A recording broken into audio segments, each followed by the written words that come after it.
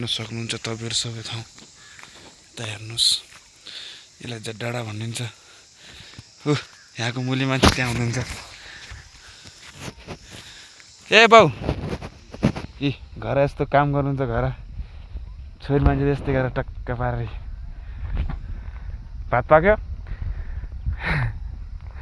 हाँ भात पाक्यो ए नाम लो के पकाउनु मासु चिकन करी जेडा भयो त यो माथि र यहाँको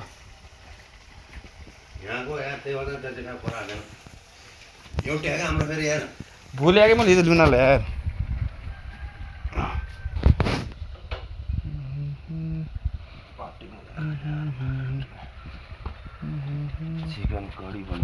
चिकन करी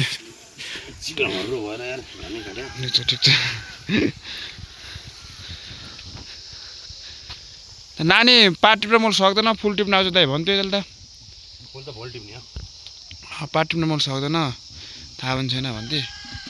कहाँ होमवर्क गर्ने हो भोलि टिप्ने भोलि 13 गते हो नि भोलि फुल हेर्नुस् तपाईहरु देख्न चाहनुहुन्छ सुन्दर सुन्दर गाउँ यहाँ उ बनाउने मन्दिर बनाउने भोलि 13 गते हैन मन्दिर भोलि 13 र भोलि बिहानै म बिहानै आउँछु म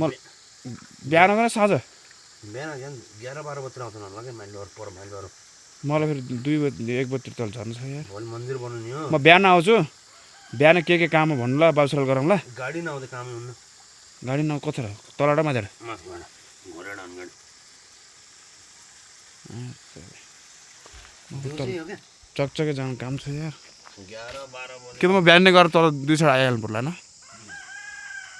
11-12 बजे भन्दा पहिले जम्मा हुन्न नि यो देख्न सक्नुहुन्छ तपाई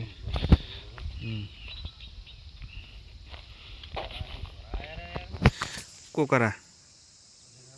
किन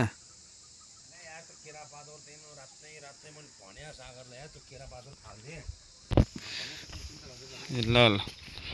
तपाईँ देख्न सक्नुहुन्छ यो पार हाम्रो गाउँ यसले बिजुवार गाउँ भन्छ यसलाई बिजुवार खोलङ्गा उ पारि हाम्रो घर यो तल हाम्रो घर मात्र हाम्रो कलमको घर यो फेरि हाम्रो मानसरको घर साउको घर